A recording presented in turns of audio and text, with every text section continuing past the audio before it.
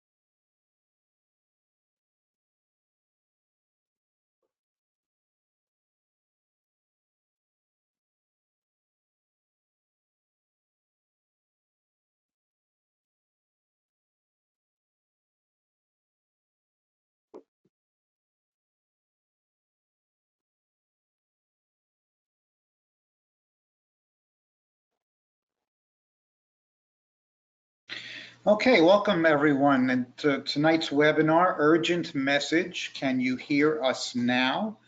I think in view of the events that are going around the world now, we're fortunate that we can do these webinars. We can all participate from the privacy of our own homes. So maybe we should be doing more of these webinars. Hopefully things will get better. In terms of the way tonight will go, before I introduce tonight's guests, let me tell you the way this will work.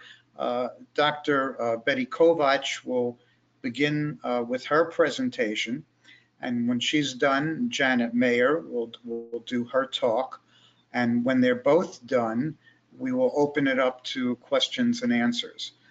So if you notice, you have a question box, so at any time, either during the talks or when they're done, if a question comes to you that you'd like to ask either guest, type it into the question box and we will get to as many questions as possible. So let me introduce first Dr. Betty Kovacs. She received her PhD from the University of California in Irvine. Her PhD was in comparative literature and theory of symbolic and mythic language. She studied and taught in Europe and throughout the United States. She served many years as chair and program chair of the board of directors of the Young Society of Claremont in California and sits on the academic advisory board of Forever Family Foundation. Dr. Kovács is author of Merchants of Light, the consciousness that is changing the world, and her former book, The Miracle of Death, There is Nothing But Life, and the website is Kamlak, KAMLAK.com. And let me introduce Janet. Janet Mayer is a certified medium of Forever Family Foundation. She also sits on the foundation's medium advisory board. She has participated as a research medium in studies at the University of Arizona. She also worked with Dr. Jeff Tarrant in studies of brainwave correlations. Additionally, she spent 4 years, I don't want to steal your thunder, Janet, but I'll just give a little taste. Fine. She spent 4 years searching for answers about a language that she spontaneously began speaking. Eventually, her language was identified and translated. Thank goodness for that. As it turned out, she speaks the languages of the Yanomami, an indigenous tribe in South America. These languages continue to this day, so they've emerged over the past 20 years. Janet is the author of Spirits, They Are Present, and her website is janetmayer.net. So with that, I'm going to turn it over to Dr. Betty Kovács, and who, as I mentioned, when she's done, then we will be speaking with Janet Mayer. Take it away, Betty. Okay, this isn't working. Having a little trouble here. Hold on one moment.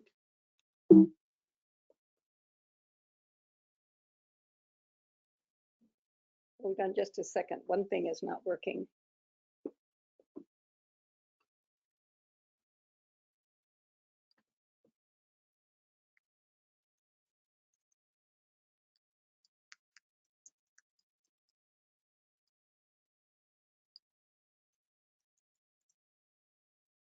Yeah, we can see you and hear you fine. So is there, and your presentation is a, It's just yes that it won't. Hold on one moment, Bob.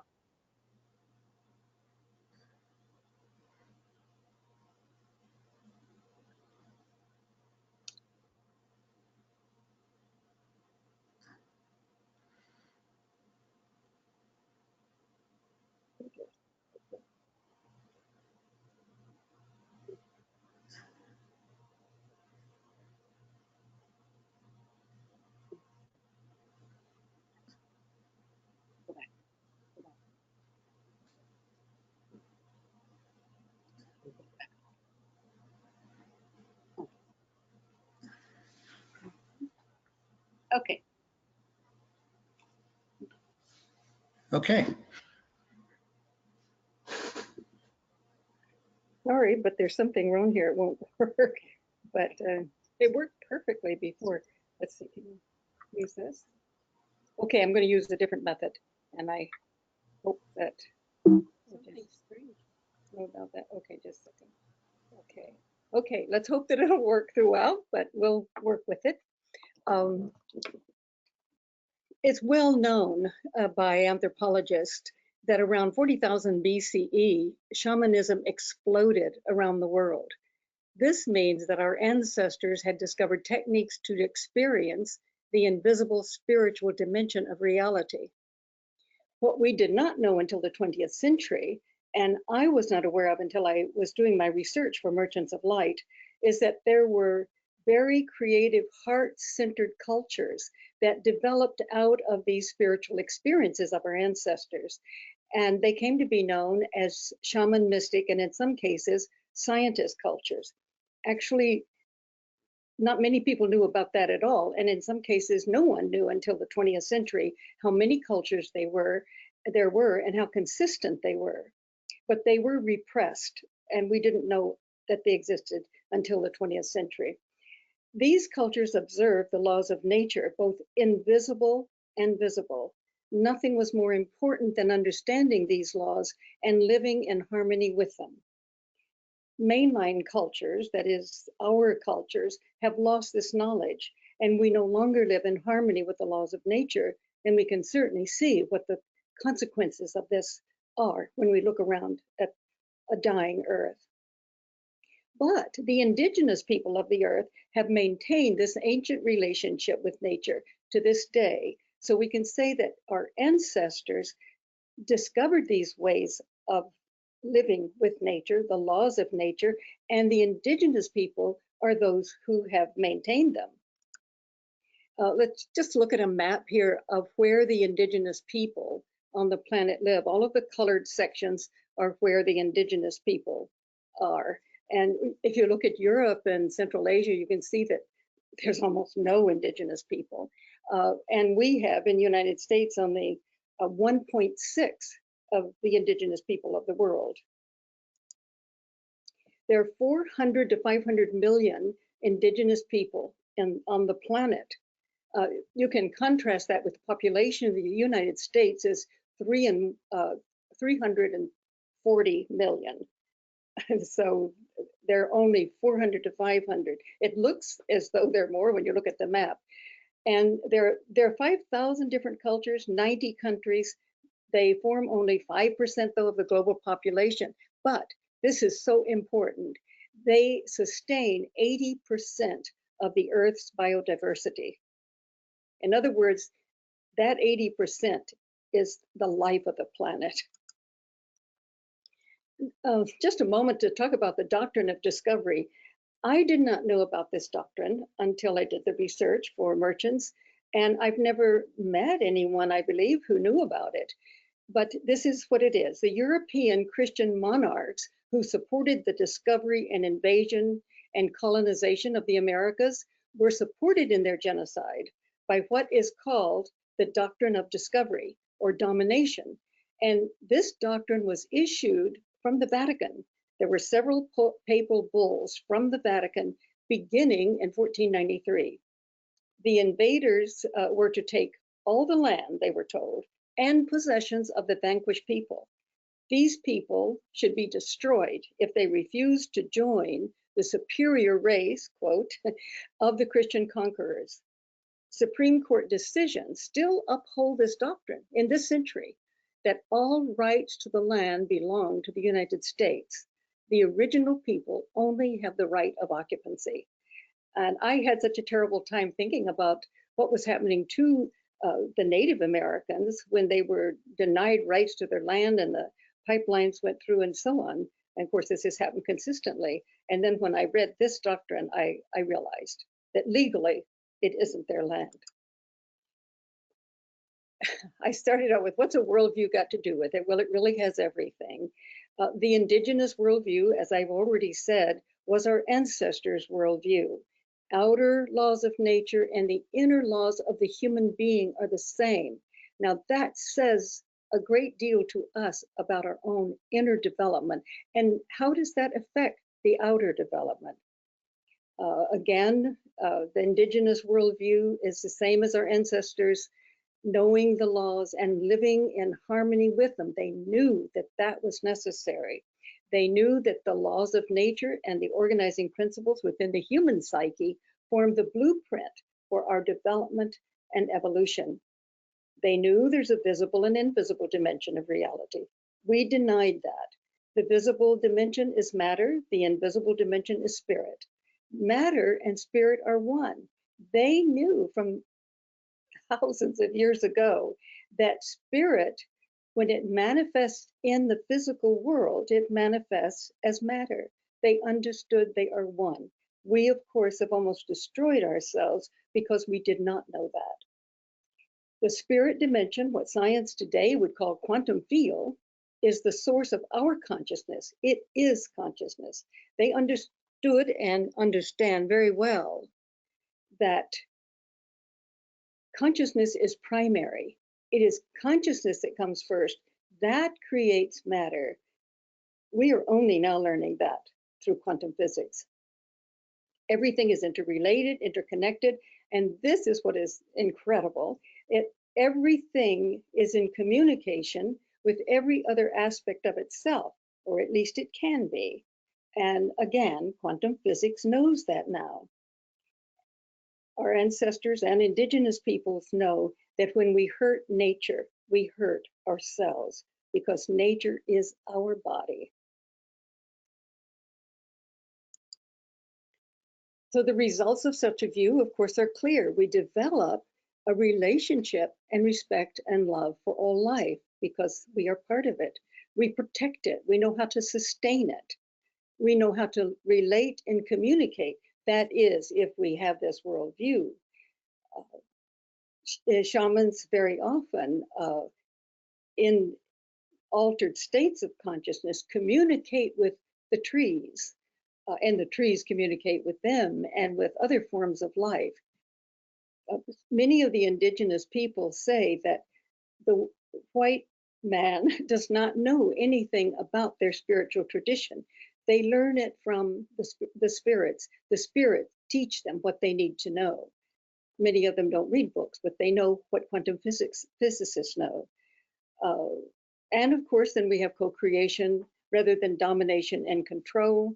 We know about the organizing principles. And I think for us, it's so important to realize that what we do in the inner world affects the outer world. We've not known that.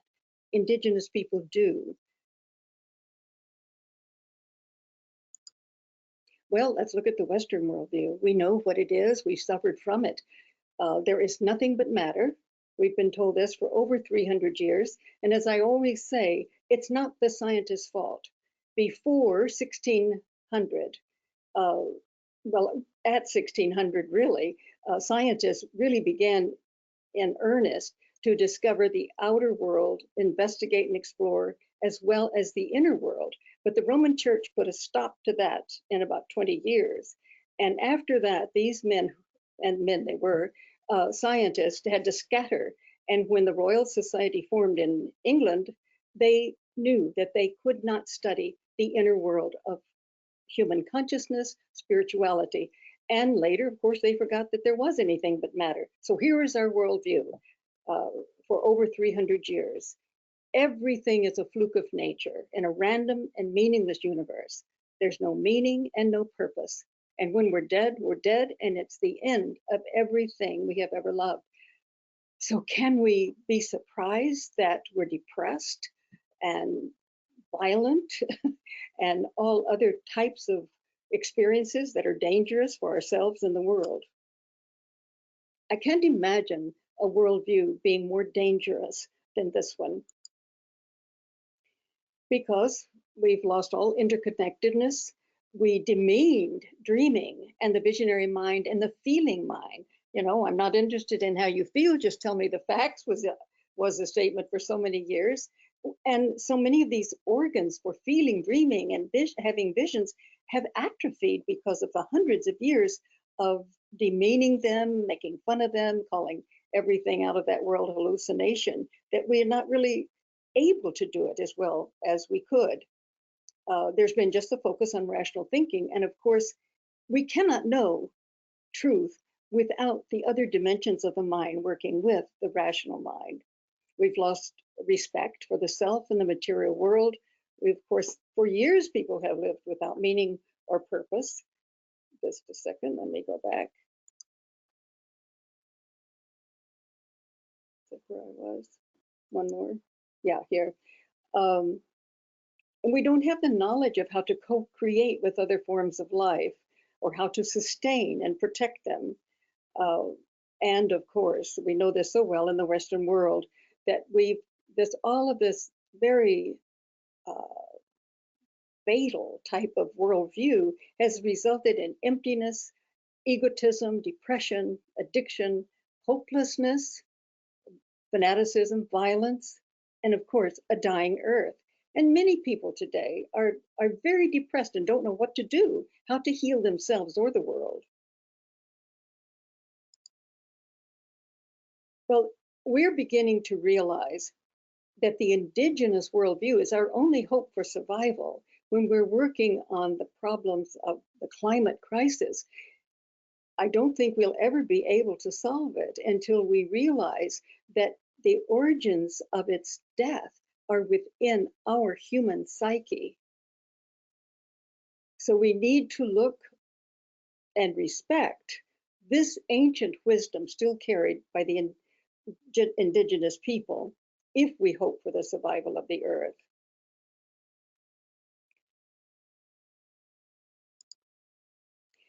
Now, the Holy Grail, I've called it the corrective spiritual myth of our time.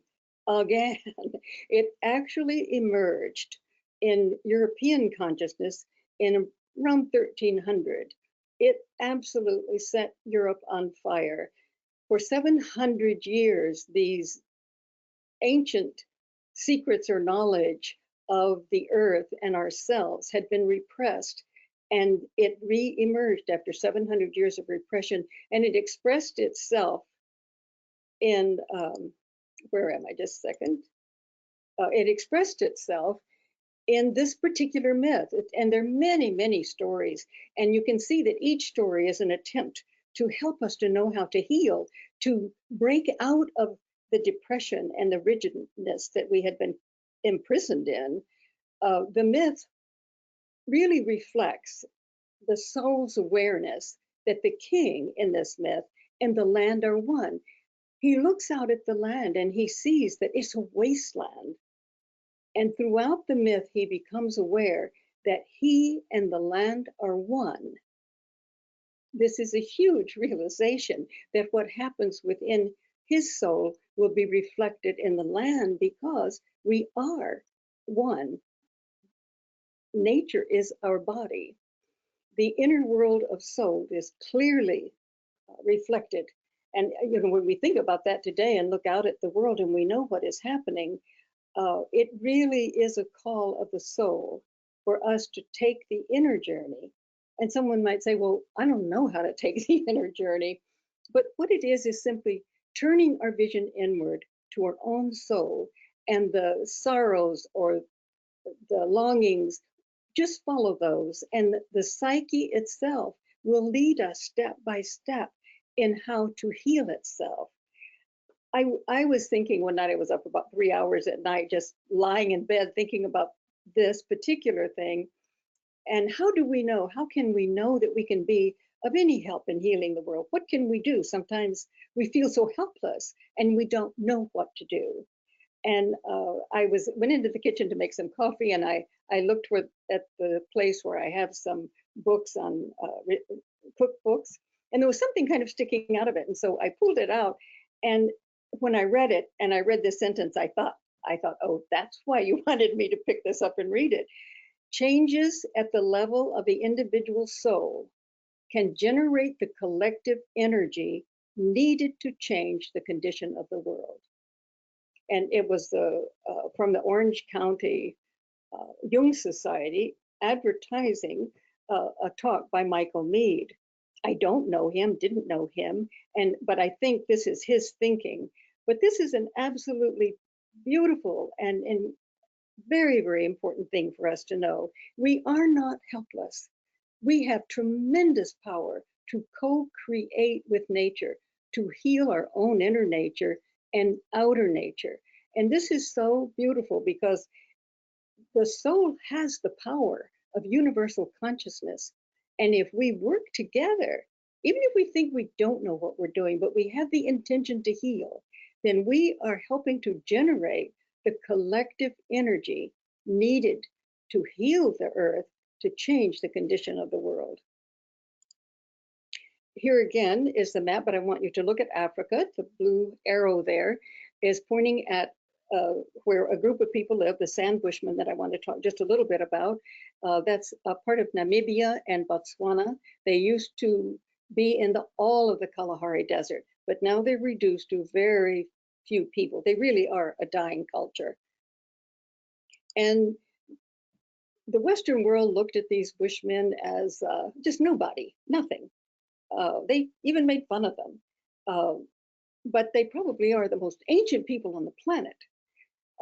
And they say, and I think that there's evidence to support what they say, is that they have been practicing rituals of a higher consciousness since 60,000 BCE. In other words, they are able to achieve Kundalini energy. Before there was the word Kundalini, they have quite another name for it, of course, but they have a ritual in which they dance and dance and dance, and they can finally shift consciousness into the cosmic dimensions of love and joy, light and consciousness and ecstasy. And this is something they practice to this day. And they even were able to form this energy into what they called arrows and throw them to someone so that it could hit them and ignite that energy in them. This is an amazing thing. And they would never think of doing these rituals alone, as so it often is in India, that you meditate alone and you can finally, after years and years, achieve the rising of that energy from the base of the spine and it unfolding in the full mind and experiencing cosmic consciousness. But they do it as a community. They dance together and they experience this consciousness together. When I read about them, I thought it was such a beautiful thing that they have a dance for everything. One of the dances is called the Little Hunger, and that is, of course, just for everything that we need on a daily basis to eat, water, and so on. And by the way, they don't live in one particular place and they have no possessions. They move around, and it's a very, very different way of life. But the other dance is called the Great Hunger, and that's the dance for meaning in life, for experiencing love and joy together. But they are a dying culture, as I said, a murdered culture. And I was horrified when several years ago I read that the South African government sold the last license to hunt the Sand people in 1936. And people who had settled there used their heads for trophies. They would kill them and then put their heads on a stick for a trophy. That's how little we thought of them. We thought they knew nothing and that we were the superior people. And all the while, these people were masters and still are, the ones who are, the shamans, Kundalini energy. we wouldn't know this because they most certainly, as many indigenous people, are not about to tell anthropologists who go in to study them who they are, what they are, or their spiritual experiences, because they know they wouldn't understand and they would make fun of them and dismiss them. But there was a person, Bradford Keeney, and later his wife. Bradford had a vision, a vision of just absolute love and joy, cosmic consciousness, and love just flowed through his heart all night and into the morning. And he just did not know what to do with it, because our culture certainly didn't give him any way of understanding it. He went to MIT, and when he graduated, he became a professor in a university here. And then later, he was invited to South Africa to teach in a university. And 2 weeks before he was to leave, he had a dream. And that dream showed him a map. And he was told, when you get to South Africa, here is where you must go. And it was very, very clear exactly where he was to go. And when he went to South Africa and he was walking across the desert, he saw people running toward him. And it was the Sand Bushmen. And they said, "Oh, welcome, welcome. We have waited so long for you. Welcome home," actually, is what they said. Well, he has worked with them and his wife Hillary for over 20 years, and they release their spiritual knowledge to him. And it is a way of Sand Bushmen, as told by the tribal elders. It's very, very enlightening. And one of the major points I want to make is that the indigenous people know things that we never, ever could have imagined that they do know. Okay, the map again, the arrow there is way up in the Sierra Mountains, high, high in the mountains. A group of people live there and have lived there since the Europeans came to South America. They had no contact with them, and the mountains were very, very hard for Europeans to get up there. But they began to see that younger brother, they call us, was damaging and destroying the earth. So they got in touch with Alan Herrera.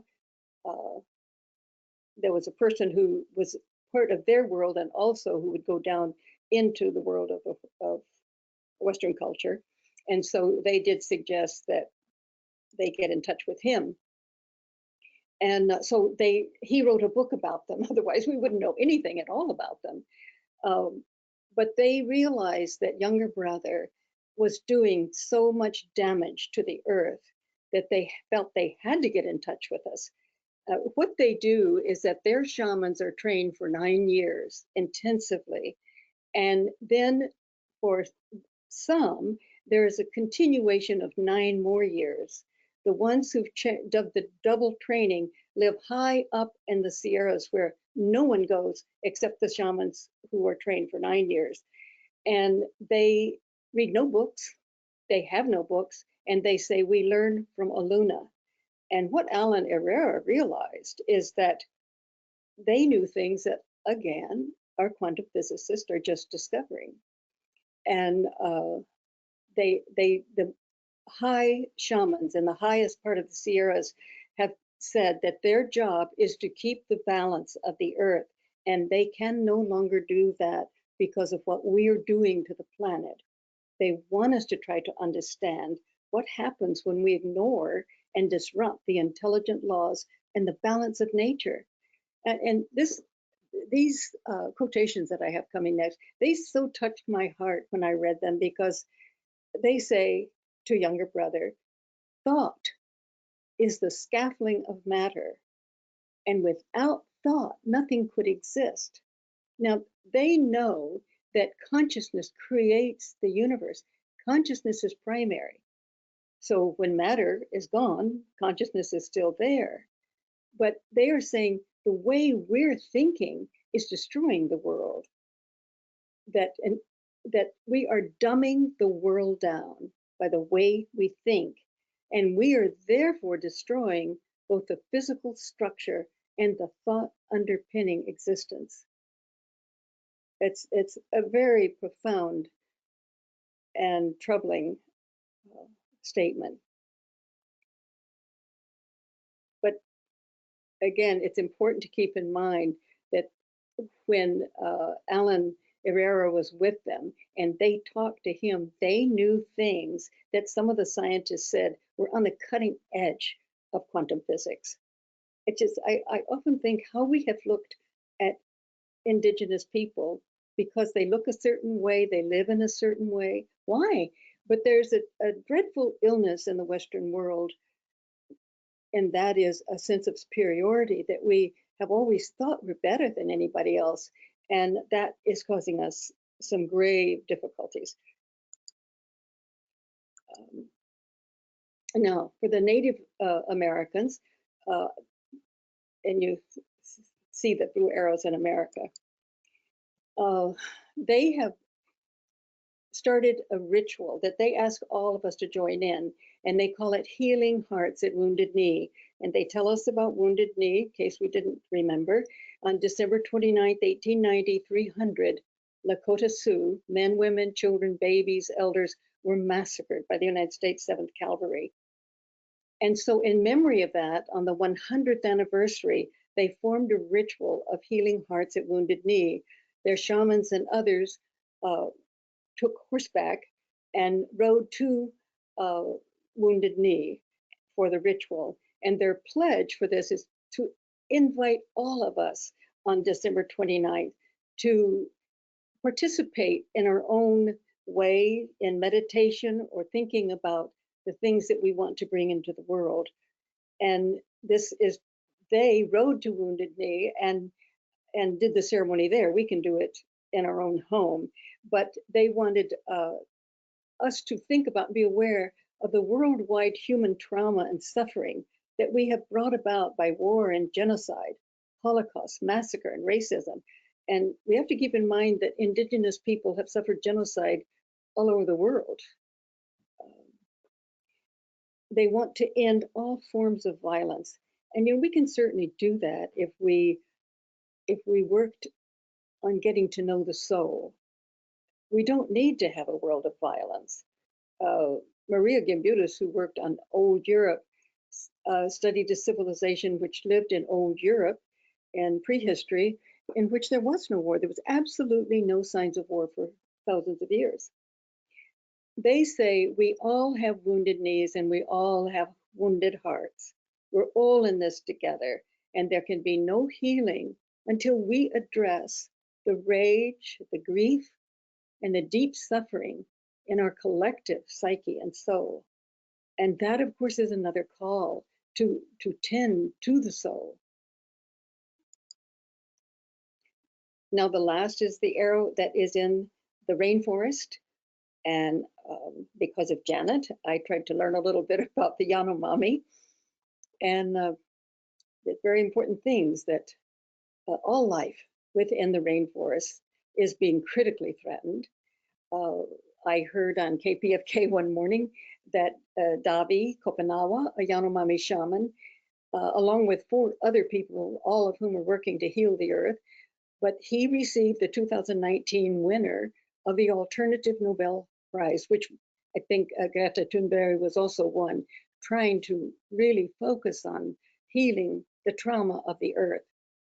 He learned Portuguese. He's in the Brazilian part of the rainforest, and Portuguese is their language. So he learned that language so that he could travel to the world to communicate what's happening in the Amazon. He said he wants the world to know what people in the Amazon are experiencing, that they're being murdered and their lands are being destroyed by the Western world. So interesting, I saw him on video. He said, we don't want money. We do not want your money. We really don't want the things you have. What we want you to do is know that we have a right to this land, and tell other white people, as the language he used, that we are here. We know how to protect the land. We know how to keep it alive, and that we have a right to this land. We have been taking care of it for thousands and thousands of years. I also discovered that they have no health care, and that is important because white people are taking their diseases into the rainforest, and they have no cure for those diseases. Now, they have a president, I'm sure you all know, Jair Bolsonaro, who is very much against any indigenous person. I think he's just opened up the rainforest for any type of business. He says, this is a quotation from him, "It's a shame that the Brazilian cavalry hasn't been as efficient as the Americans who exterminated their Indians." And another time he said, "I don't want to hear anything about saving lands for the Indians." So he certainly has lost his heart consciousness, and they are suffering extremely from that, because they have now 20,000 armed gold miners just on Yanomami indigenous land in the rainforest, with large equipment, leaving mercury and silt in the rivers, destroying the forest and fish, and causing an increase of malaria from the stagnant pools of water left by these miners, as well as many other Western diseases. There's also mining for minerals, other types of minerals, logging and farming. And also Christian missionaries have gone into the rainforest, and of course they have brought the Western diseases, but they also took something else, which we often take when we go into indigenous lands. We take a sense of superiority.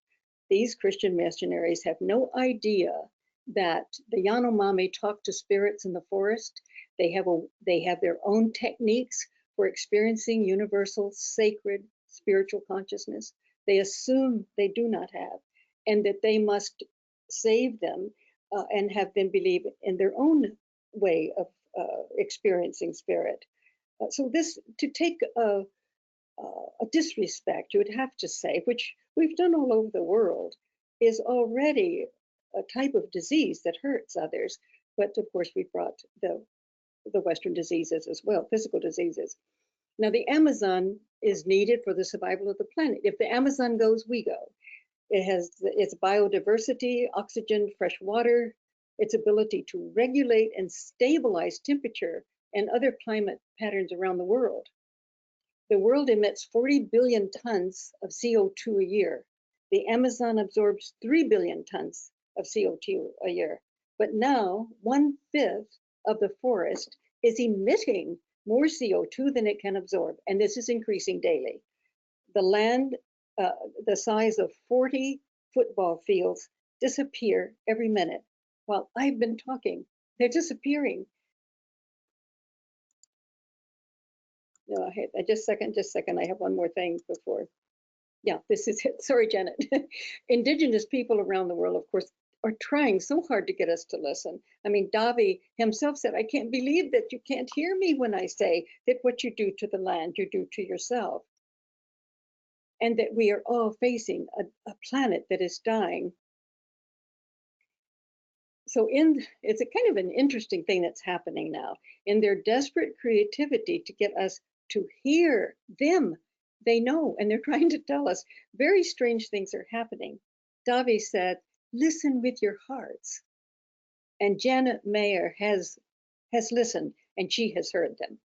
And so we are going to hear from Janet now. Okay, thank you very much, Betty. Betty will be back after Janet's talk to answer your questions. And by the way, if you have questions, you can type them in the question box and we'll get to as many as possible. So with that, I'll turn it over to you, Janet. Thank you, Bob. Hi, everyone. I hope you can hear me okay. I wanted to, before I get into how I know about the indigenous tribe, the Yanomami, I wanted to first take you back a little bit so you understand where I'm coming from. When I was small, I was about 5 years old, I woke up one night, I saw my dad standing in the doorway and I could see through him. Now, it wouldn't be normal to see him in the doorway or my mom to check up on us before they went to bed, but I could actually see through him and I thought he was a ghost. So of course I started screaming and, you know, calling for my mom to come and get me. And as she walked through him, he disappeared. So from that moment on, I always thought of, you know, there were ghosts around us. And I always was kind of afraid. I liked to sleep with a light on, or, you know, I was really worried. And it kind of, I think, set my path right then.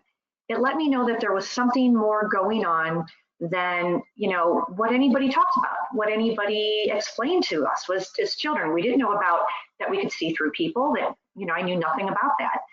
And as I got older, I had more experiences here and there, but it wasn't until like my late teens, early 20s that I started seeing these visions that were really scary.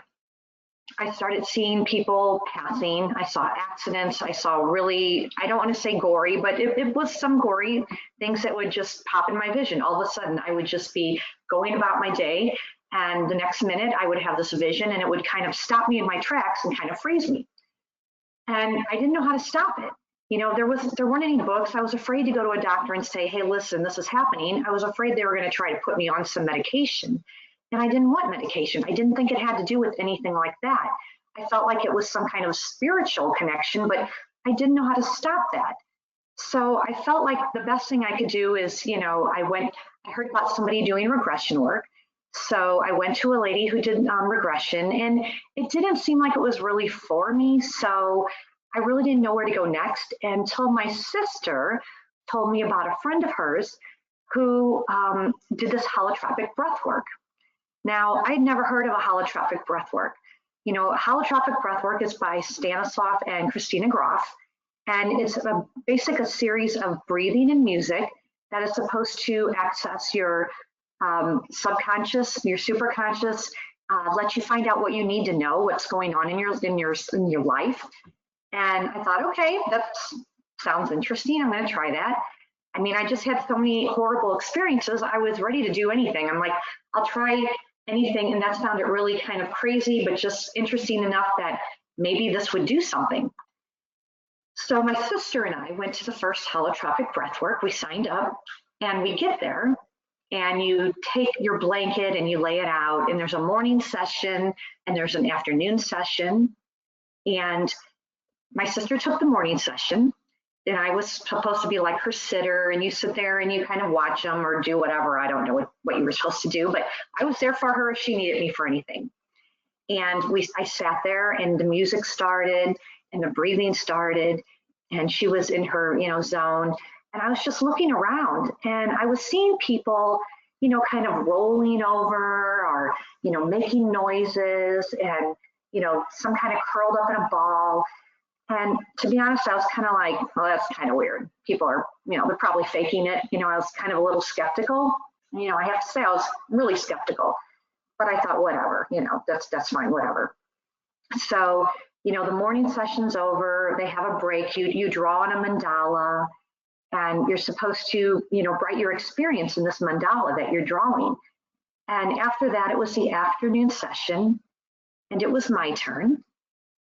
And, you know, I had my blanket laid out, and I lay down, and I go in, I hear the music and the breathing, and I'm laying there, and suddenly I start feeling like I'm in a cocoon, and I feel this energy of light and this energy of kind of a white and yellow energy of light circling around me.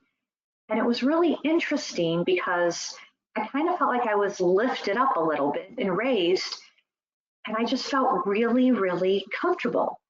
And I could hear people around me. I know there was a woman screaming, and it was like it didn't penetrate anything.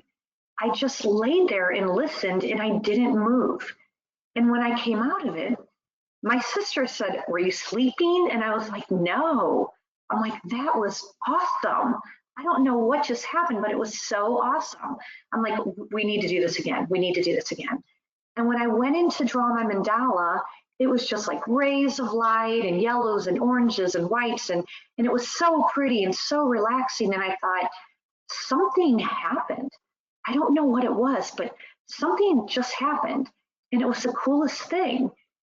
And so we talked about it, and we both decided we had a really cool experience that we wanted to go back the following month. So we signed up again, and the following month we go, and my sister is first, of course, and we did it the same way where I wanted her to go first, and then we had the break, and then it was my turn. And, you know, at the break time, you kind of, you know, I get my blanket all ready, and, you know, you can have like some tea or a couple little bites of something, and you know, I just kind of did my thing while the morning people were doing their thing. And when it was time, I laid down on my blanket, and I was just laying there, and the music started, and the facilitator started doing the breathing exercise, and I smelled incense, And I was just so relaxed, and I could hear everything going on around me. And all of a sudden, I kind of heard this voice coming from the left side and getting closer and closer. And I heard it really close in my ears say, "Get up and go to the bathroom." And it was like I just spontaneously sat up and said, "I have to go to the bathroom." And my sister was looking at me, because you're not supposed to talk to anybody if they move around. You just kind of do whatever you need to help them. But I could tell she was looking at me like, "Are you 5? Did you not think about going to the bathroom beforehand?" But the problem is she didn't know somebody just spoke in my ear and told me to get up and go do that. So I walk across the hall, and I'm in there and I'm washing my hands, and I'm looking in the mirror thinking, somebody was talking to me. This is really crazy. Somebody was talking to me. And there was nobody next to me, you know, in the breathwork group. So I knew it was coming from spirit right there. So I go back in, I lay down, and suddenly I start speaking another language. Naro sarepela, ya no ya do asema kanona esamon, ya ero pasaria kelo masaria tala. Daria selo masino nora kapasaria lela.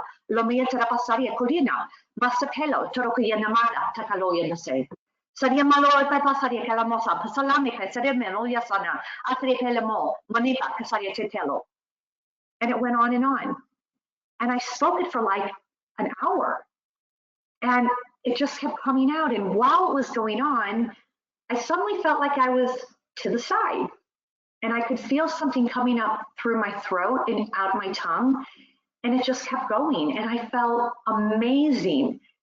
And I could see myself flying across the treetops, like the canopies. And they were beautiful green trees that I've never seen.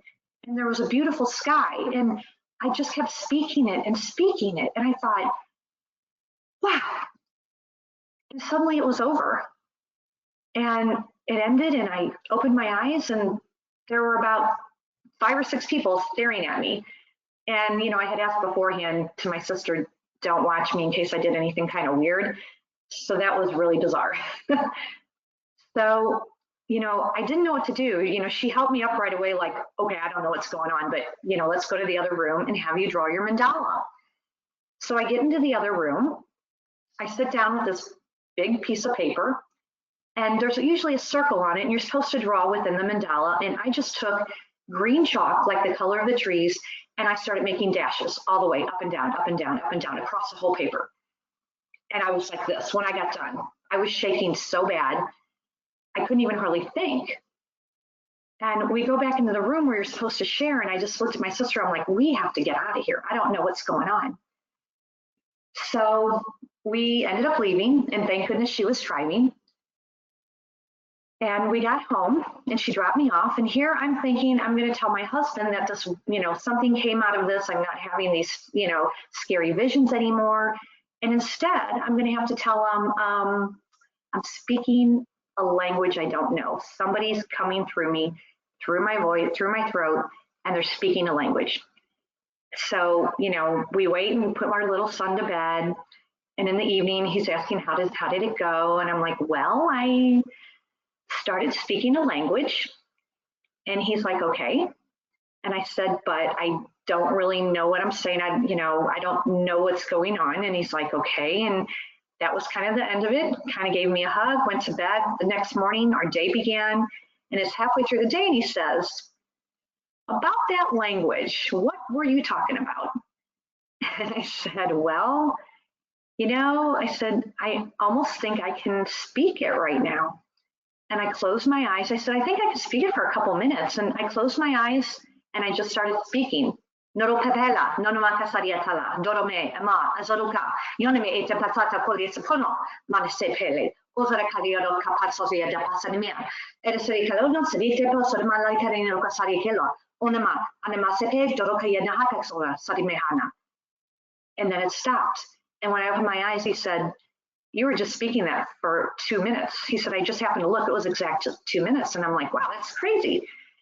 And we were really both excited, and we thought, well, you know, I'm going to tell my family. This is really cool. So, you know, I started telling my family, and I wanted to tell one of my really great friends. And when I did, she said, oh my gosh, Janet, you're lost. I'll pray for you. You're lost. You're lost. And I thought, oh my gosh, really? You know me. Why would you think that? And I realized now it was her fears. And I understand that. I totally understand that. But it was really difficult because, you know, I thought everyone would support it because it was so cool. I mean, look what's happening. I had spirit coming through me. I'm speaking languages I don't even know. How awesome is that?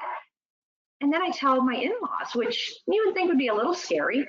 My mother-in-law, she really enjoyed listening to it. But one of the relatives came over and heard that I was going to speak it, and she said, "Oh my gosh, don't speak it. I'm pregnant. I don't want anything to happen. I don't want anything to happen to my baby. Don't speak it." And I remember thinking, "Oh my gosh, what is wrong with these people? I'm just Janet. I'm normal. There's nothing else going on." And I realized in that moment that I had to get help. I had to find out what the language was. I mean, I couldn't have this go on. I knew it was something wonderful. It felt so good every time it came through. Of course, when I first started speaking it, it was very kind of guttural. It was slow, and I would rock. I would sit there and rock because it was so strong. It just took everything as it was coming out of me, as if it was using my energy to speak. And so I would just constantly rock. And I knew I needed to find an answer. I needed to find out someone who could tell me what it was. So I began on this journey, and I tried to contact, universities, churches, government agencies, anybody I could think of. I would send a cassette tape to, because yes, it was back in the 90s and we didn't have the computer like we do now with all the files. And I would just keep sending off tapes, and I would keep getting, "No, we don't know what it is. It's not this." And I would compile a list of all these different languages that it wasn't, which isn't really that many when you think about how many languages are in our world. But I kept thinking, well, maybe it's not this area, maybe it's not that area. And I just kept going. And finally, one day I sent it to the Polynesian Culture Center in Hawaii. And there was a really nice woman there who said, "I'll send it around to the islands. There's about 30 languages here, and we'll listen to it." And so I sent the cassette to her, and time goes by, of course.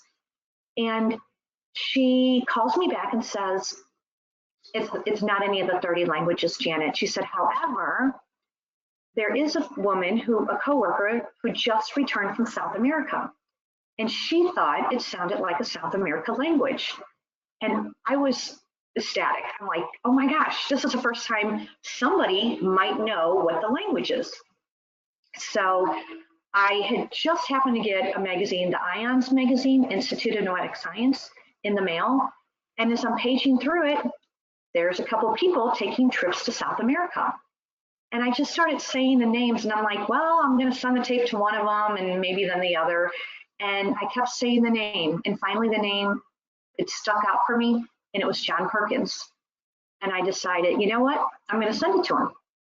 So I emailed him and asked him if I could send him a tape, and he said, sure. And he called me back within a week and said, "I know what you're speaking. I'm going to put you in touch with a man named Ipu Piara." I will never forget the day. I was sitting at our breakfast room table. I started crying. I was amazed that somebody finally knew what this language was after about 4 years.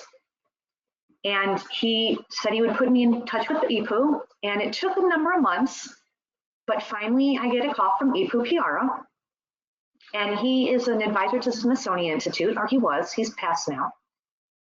And he calls me and he says, "Janet, honey," that's what he started calling me, "Janet, honey, I have some questions for you." And I said, okay. He said, "Do you do drugs by chance?" And I was like, "No." And he's like, "Do you drink a lot of alcohol?" And I'm like, "No." I'm a social drinker. I'll have a drink once in a while, sure. And he goes, "No, do you drink a lot?" And I go, "No." He's like, "Have you ever been in one of those facilities for people that might have issues?" And I'm thinking, what's he talking about? I go, like a mental health place? And he goes, "Yeah." And I said, "Oh, no." I said, "No, I'm just a normal mom." And he said, "Okay." He said, "Because you are speaking the languages, the Yanomami." And he said, "Speak it." And I'm like, and I just go on and on. And he's like, do you know what you're saying? And I said, no, that's why I need you. And he said, you're talking about the Yanomami people, and they were talking about being the fierce people or the white people. And when they pray, that's what they are called. And I said, okay, and I just was like, that's cool, I guess, And he said, I have to really listen to your tape and translate it. It's going to be a while. And I was just like, oh my gosh, I got to wait longer. I was going to go crazy. I thought I was going to know that day. And I'm like, okay. So we get off the phone, and months later, I get a call again. We set it up on, through email, and he calls me. And he always says, hi, Janet, honey. And I'm like, hi, Ipu, Kiara, how you doing? And he's like, call me Ipu. I'm like, okay, how you doing, Ipu? And he said, this is really interesting. He said, I know what you're going to be saying. Now think about this. I've been waiting years to find out what I've been saying. So I was so thrilled that I, had my pen and paper out, and I start writing, and he says, okay, are you ready? And I'm like, yes, I'm ready. And he says, the message is, we need to be more earth honoring people. Honor fire, water, air, and Mother Earth. That was it? Really? I'm sorry, but the language is coming through me. I thought it was going to be a message for me. And then I thought, what am I supposed to do with that message? And I said, okay. And he's like, are you writing it down? I'm like, yes. And he's like, they said this 23 times. I'm like, okay. And he said, and then it said, messages will be released. Honor, water, air, fire, and Mother Earth. And that was said 17 times. And he said, the interesting thing was, this was spoken in the male dialect. And I said, what do you mean? How would you know? What do they? And he said, well, there's a lot of words that were used that are taboo for the women to speak. And I was just, okay. And he said, send me another tape. So I sent him another cassette tape. And I hung up the phone, and, there was a part of me, I was really disappointed. I thought, what? I thought that since it came through me, it was probably a message for me, right? Why else are they going to come through me? And it took me a really long time to realize, oh my gosh, this isn't for me. This is for everyone on this planet. This is a message for everyone. We need to be more earth honoring people. And since then, from the 90s till now, look at how many things have happened to our planet. Look at how the oceans are filled with junk and garbage.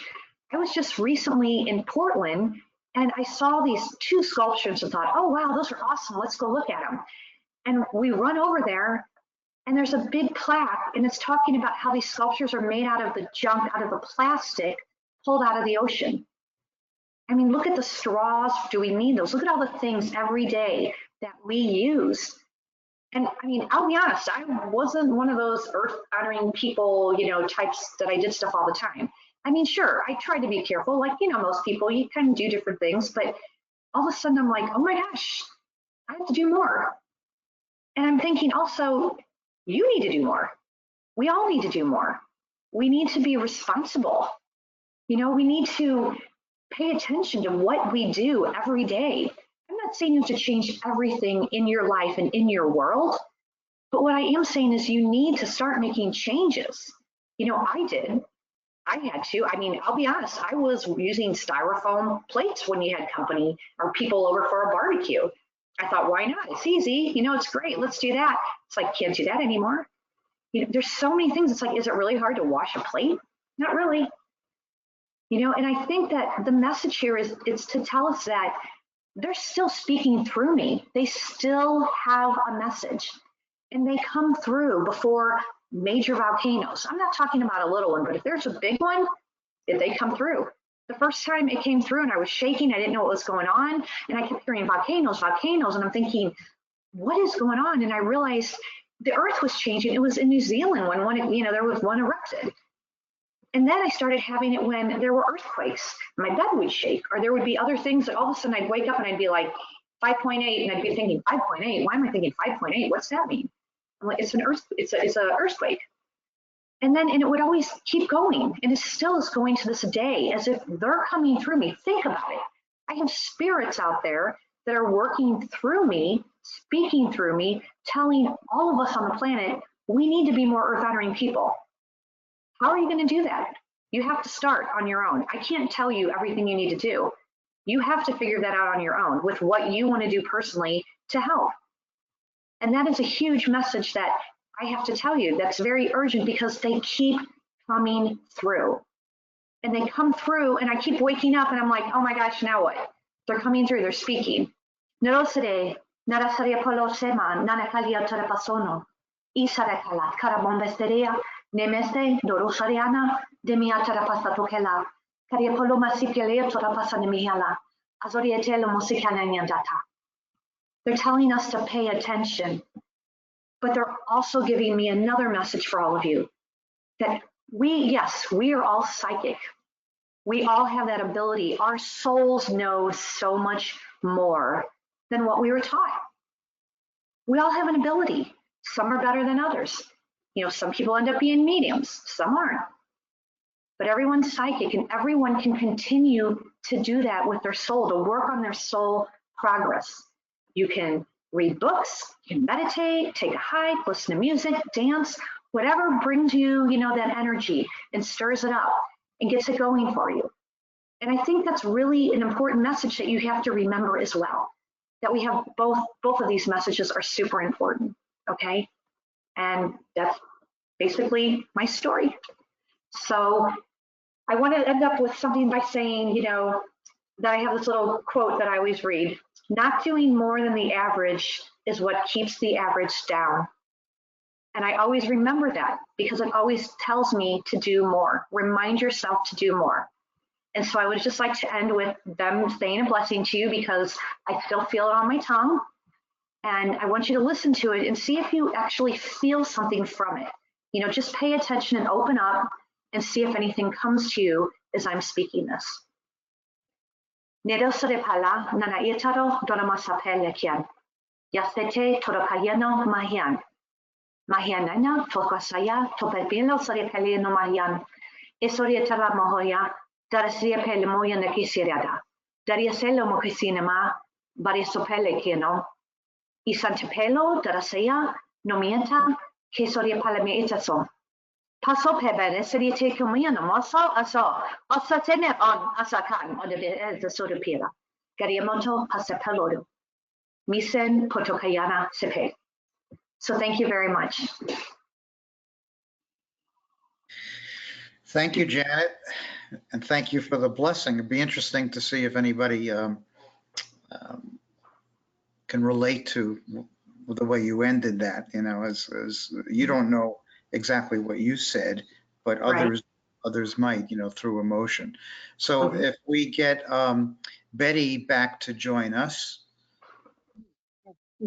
Okay, that's great. So we have a bunch of people that are asking questions. You feel free to type your message into the question box, and we will convey those. First question, well, this is a pretty deep question, so either of you can feel this or both. Regardless of how severe the coronavirus is or isn't, are threats like this, let's see, are threats like this the planet's way of defending itself against our blindness and egos? Who wants to tackle that? Betty, you want to tackle that question? Well, it does make us pay attention. Whatever its ultimate intent was, we do pay attention. I certainly paid attention when I was listening to a few experts talk about this virus, and then another one is coming, and then she had also written a book called The Coming Plague. So certainly if we do certain things to the earth, there are going to be consequences, and they're deadly for the earth and for us. It's working to help us pay attention, and because it's it's not going to be just one virus. I mean, we see the earth suffering all around the world. It's suffering tremendously. And as it warms, there are going to be all types of bacteria that will be released from the permafrost. So it's just a consequence of not keeping the world in balance. And so we're going to experience those consequences, and we're going to experience it in our physical body. The earth has been experiencing it in its body, and we are going to experience it now because it is out of balance, and we're responsible for that. Mhm. Our culture, Western culture, lost that. There are various reasons why we lost it, but these are the consequences. But I'm just so impressed with Janet's experience. It seems that, you know, the Yanomami have said they keep trying to tell us, and people have translated that. We've heard the logical language, but we don't hear it. We won't listen to it. So Janet's, we're forced to hear with our hearts what Janet is saying and be amazed at the phenomena of what is happening. You're going to say something, Janet? What is it? I was just gonna say that I agree with you on the fact that this is something that makes everyone pay attention. You know, when you're out there living your own life, doing your own thing, you have your face in your phone all the time and your work and you're busy and you go from point A to B to C to D. We're just like in a zone. But this, I feel like this virus, it's kind of making the whole world kind of pay attention. And that's actually part of, you know, before this even came out, when we were discussing with the webinar, we were talking about, you know, making people pay attention, you know, giving them an urgent message. And the urgent message is right before us right now. Yes, You know? well, that's a good way of looking at it, I think. Yes, it's definitely a knowing that this is not the worst that will be. That Right. it's urgent, that it means urgent response to it. And I'll just tell that story that I had told everybody in the group before, is that when we were talking about the Yanomami, and I heard about Dabi Kopanawa receiving this alternative award, and then I listened to the YouTube, so many YouTubes with him, and hearing how much they're suffering and how we don't know or pay attention, you know, to it. And I had been sick with just an old digestive problem that I had from time to time, but it seemed to get worse. The more I listened to Dabi Kopanawa, the worse it got. But it's something that would come and go. And then there was a time when, well, I wrote to you, Janet, that I had just heard that a Yanomami shaman had received the alternative Nobel Prize. And then you wrote back and said, how strange, what happened that morning? Can you tell us that when you received my message for that morning? I can't remember what happened that morning. I went blank, sorry. You wrote we went back and forth so many times. Yeah, you wrote to me and said, well, that's kind of interesting, because this morning I was awakened with the Yanomami speaking through me so urgently that my heart was pounding. You remember that, Joe? Well, I do remember that, but I have that happen, you know, every once in a while. So it was really weird that it happened, and then you emailed me that, and I was just kind of like, what's going on here with that? So that was pretty crazy. I know it was. And then it's so funny that I became so concerned with what it would be like to be in the forest and have this huge machinery come in, destroying things, and with weapons, shooting at people, killing people, murdering people. And Dabi's own parents had died of Western diseases because of that. But I just kept thinking, but to have no medical care for that, how terrible that would be. I was thinking, and with what I was feeling, it kept seeming like it kept getting worse. The pain got worse, and I kept thinking what it would be like to be in the forest and have that happening and not have any way of helping myself. And I said to myself, okay, you know, you're doing this to yourself. You're merging with their consciousness. It's you who's doing this. But it became so intense, and I thought, is this a way of really getting my attention, like the virus is getting our attention? Is this a way that I am so focused on it? And while I was in pain, finally I said, okay, I just have to accept it is merged, whether it's my fault or what, this is what I'm experiencing.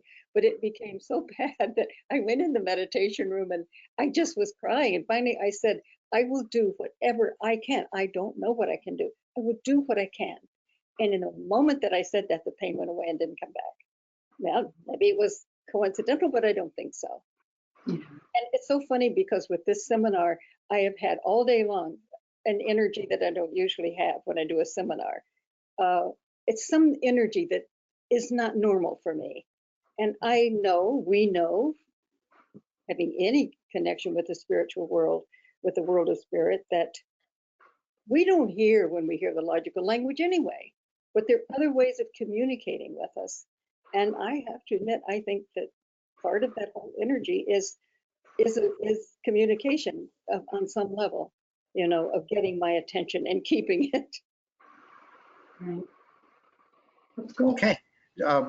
Janet, this is a question for you, and it relates back to the beginning of your talk. The question was, did you see your father's astral body while he was in bed? No, he wasn't in bed. He was standing in the doorway of my room. So I don't know what he was in bed. I would assume that's his body. And I do believe he was astral traveling. I really do believe that. At the time, I did not know that term. I didn't know anything about that. But I do think he was astral traveling. I literally could see him standing in the doorway, leaning up like that. And when I made a noise, he looked at me. And as soon as he looked at me, I just started, yelling for my mom until she came running through the hall and right through the doorway, and he just disappeared. And, I made her, of course, sit by the bed for the longest time because I knew when I saw him, I could even see the design of his pajamas. He had like a print, and it was the craziest thing. It will never, ever leave my mind because I remember that from when I was like 5 years old. So yeah, I believe he was astral traveling, and he's still alive. So it was, an astral traveling. That's true. Here's a question for Betty. Betty, I love the message that we should all work on our inner self and listen to the work of the indigenous cultures. Are there any other recommendations that you would have for us as individuals that would help us heal the earth and ourselves? Any other rituals? Well, any other recommendations how we as individuals could help heal the earth ourselves? Oh, that's such a big question. When I talk to my friends, we're always talking about what can we do? We know the basic things like you were talking about, Janet. I think that what I have discovered with the soul, the psyche, is that if we have the intention that we want to heal ourselves and the world, that the psyche will lead us. It's absolutely amazing. There's the Russian fairy tales are very good in teaching us this. For example, we go at the very moment. This is also true in the Grail. They all dash into the forest, into the unknown. They don't know what they're doing, but there will be guides along the way. And the Russian fairy tale describes it this way: we go into the forest, we have something we must do, and we don't know where we are. We're totally at a loss. Here's the forest. There's no trail, no road. We don't know what to do. But then Baba Yaga appears, the shamaness of the forest appears. And we stay with her for a while, or the fairy tale creature stays with her for a while. She learns a lot. Then when it's time for her to go on her journey, Baba Yaga throws out a ball of thread, and that ball rolls, leaving the thread, and we follow it. And it's a beautiful way of the soul or the story telling us, when you have the intention, this is what I want to do. I really want to awaken my soul, and I want to heal, and that will mean I want to heal my larger body, the earth. I want to have a closer, loving relationship with it. I think that we just have that intention, and I do believe the soul will guide us. We will find our own way. Nobody can tell us really. I mean, they can tell us things and we can accept it or reject it, but this is totally internal, that we have that inner guide, that once you have the intention, as the Grail legend says, once you ask the question, you will get the answer. It will come step by step, and it will be your answer. And I do believe each of us has a purpose to be born in this time and this place with this illness.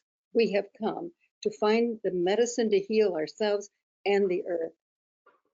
We're powerful people, really. We're a powerful species because we have soul and we have heart consciousness. I think it has atrophied in some way in Western culture because it denied all of it. But if we really, when we meditate, just focus on the heart and allow that energy that's in all of us to guide us. Okay, I have a question. Let's see here. Is it possible for a regular person like me to visit one of these indigenous tribes and learn from them directly? I chuckled a bit because Janet, if you remember back many years ago, when I came to realize how extraordinary these spontaneous languages were, I said to you that we need to make a documentary, and we need to go into the Amazon, and the documentary would culminate with playing a tape or listening to you speak the language. And you remember what you said to me? You that they had spears, and I don't know what I'm saying. Said, Bob, the Yanomami are warriors. They have spears, and I don't know what I'm saying. I said, okay, Right. enough said. And bugs. And bugs. But no, I think anybody could. They take, they give tours a lot of times to, the indigenous tribes, and you can learn, different like shamanism from them, and they do ayahuasca, stuff like that. That was something Ipo had asked me if I ever took that, and I was like, no. But yeah, I mean, that you can definitely, take tours there and trips and learn from them. I think it's only specific areas, of course, but maybe later on in the year you could try it, or next year. I don't know about right now would be good. With everything going on, they may not even allow it at this time. So. And I think we just have to be careful. Betty, you have traveled into the indigenous tribes, so I mean, you could. There were shamans from tribes, but I never did go into a tribe. I would be very cautious about that, knowing that I can take a lot of diseases, and but usually it would be a shaman who had worked with people from the past, and I did have some experiences with sacred medicine there. In fact, the Yanomami say that there is a tree that they take the gift from the tree, and they are able to talk with the spirits in the forest and talk with spirits in the universe. So I did. I think it's a little bit problematic. I think that maybe now what we need to do most of all is to know that in spirit we can learn from them without going there. If you do go there as a Westerner, it's going to be a totally different experience. The ones that we would like to learn from are probably not going to greet us. It will be those who are very related to the Western culture and can deal with us in our way. But I think it's dangerous now in some ways, on a lot of levels. I think we can learn through spirit so much about them without going, because to really learn from them, we'd have to go into the tribe. And that we're too different for that, I think. It's John Perkins, or isn't it John Perkins? Isn't that it? Yes, he did that for a long time. I don't know whether he's still doing it or not. But yes, I did go twice. And, yeah, I think he actually is going to go back into there. There's another question, and Janet, you can speak to this because of your own experience with the language and your own family, but the question was, when I speak of wanting to help people heal, others will often laugh, saying it's not possible and it's difficult to experience that. Any suggestions on not feeling really bad and about it and hopeless too? You have to, believe me, I totally understand that question, because I went through so much, and this, webinar did not do justice to what I could tell you what I went through. So what I would suggest for you to remember is you're on your own path. You're not on somebody else's path. Their path, they may not understand your path, and that's okay. You're going to get negativity along the way, and you have to just, you kind of have to get, I want to say a tough skin, but in the same sense, you still have to understand that you have your own belief, and that if you know and you feel it and you know it's right, and people keep knocking you down, it might be time to let go of a couple people that are around you. if you have to. I mean, or you may have to just try to, you can explain it to them. If they don't understand, you just move on. There's going to be people out there, no matter what you say to them, they are not going to believe you, or they're still going to question it. And you have to go on. I mean, it's tough. I get it totally, because I experienced a lot of it. I mean, like I said, I lost friends. I even had at one point when I was talking to a doctor, because he was a linguist, and he said, I think you might be schizophrenic. I'm going to hook you up with somebody in St. Louis. And I said, thank you. I'll talk to you later. Click. I mean, and basically, he didn't understand. And I was okay with that. I had to let it go and say, you know what, move on to the next thing and just keep doing what you're doing. If you feel that, you're trying to learn about healing, you're doing Reiki, maybe pranic healing, some other, whatever healing it is, keep doing it, because that's for your own soul. That's for your purpose. And, you need to keep doing that if you feel it. I hope that helps. Actually, there was another question which I think you've addressed on the same vein. The person also receives messages and has a difficult time, with others, judging. So it seems to be a common thing. Yeah, it's very common. A question. Betty, if our thoughts and attitudes are dumbing down the world, as you put up as a quote in one of your slides, how do we shift our consciousness to elevate our existence? Well, I think first of all, certainly what Janet's experience is certainly doing it. And I think others are helping us, who are on the planet, and I think in spirit world. But I think when we have the intention that we want to know a larger reality. So many of us are born into a certain way of thinking or believing, and we don't go beyond that. And so I think once we have that intention that we really want to know more, we want to go into the soul and take that journey.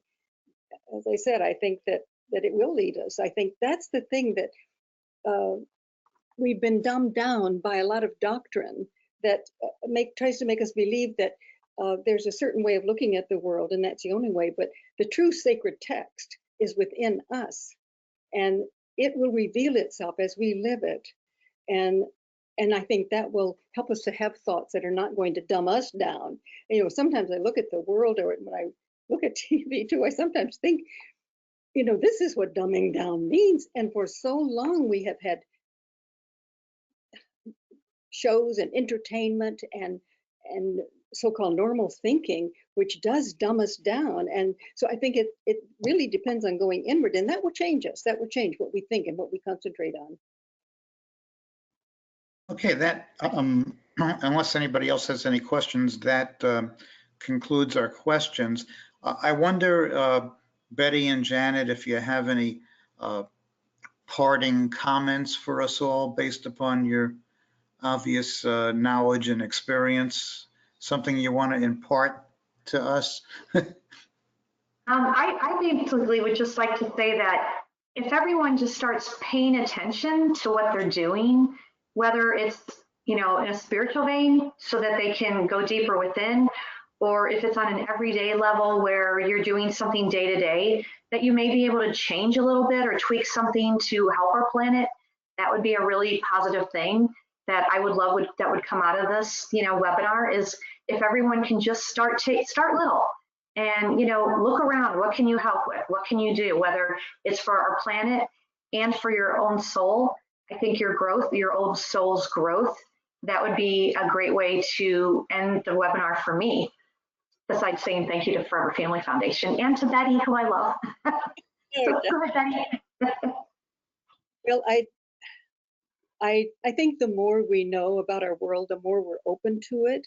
I was absolutely amazed to see that there had been these profound shaman mystic traditions that had continued, and the Deuteronomist in Judaism and the Roman Church in Christianity squelched them, destroyed them in every way they possibly could.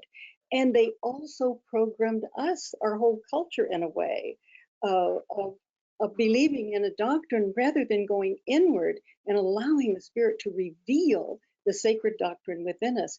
And for me, it's helped me to have that history when I taught fairy tale and myth, and I saw how incredibly brilliant the human psyche is, that this knowledge was told in stories for thousands of years. That's how they kept this shaman mystic knowledge. We didn't know that that's what it was, that it was that brilliant. For me, it's been knowing how incredibly wise that the indigenous people are, how incredibly wise our ancestors were. And I certainly was taught that they weren't. They were, cave people. and that was misunderstanding the cave people for sure, because they were experiencing alternate states of consciousness. It wasn't what we had thought. So our whole method of teaching has been upside down, inverted. And I think knowing that kind of frees us to, as you say, Janet, to pay attention and let our own inner wisdom and intelligence guide us. Jude Currivan, quantum physicist, said, we do not have consciousness. We are universal consciousness. We haven't been taught that. That's been denied us, that knowledge. But if we really begin to honor the greatness and the power of the human being, of the soul, the heart, the mind, if we can just begin to see in a different way, in a more honoring way of the earth, of ourselves, I think a lot can happen. It is waiting for us. It's just like the Sam Bushman had said, "Oh, welcome home. We've been waiting so long for you." And I think that the heart is waiting for us. It is the most powerful brain component that we have, and it connects us to spirit. I thank you both, to Dr. Betty Kovacs and to Janet Mayer. You should take a look at Betty's book, Merchants of Light, The Consciousness That Is Changing the World. It's really a blueprint that we can all live by. Janet's book, Spirits, They Are Present. She just gave you a little taste of what that is tonight, but it's kind of a book. Not only it has insights, but reads a little bit like a novel as she's going through her experiences. So thank you so much. Thank everybody for attending. If you're interested in such a thing, look at the events page on Forever Family Foundation's website for upcoming grief retreat in July in Connecticut. There are a few surprises we haven't even announced yet, so keep watching. Thanks again to Betty and Janet. Everybody be safe, and we'll see you at the next webinar. Bye. Thank you.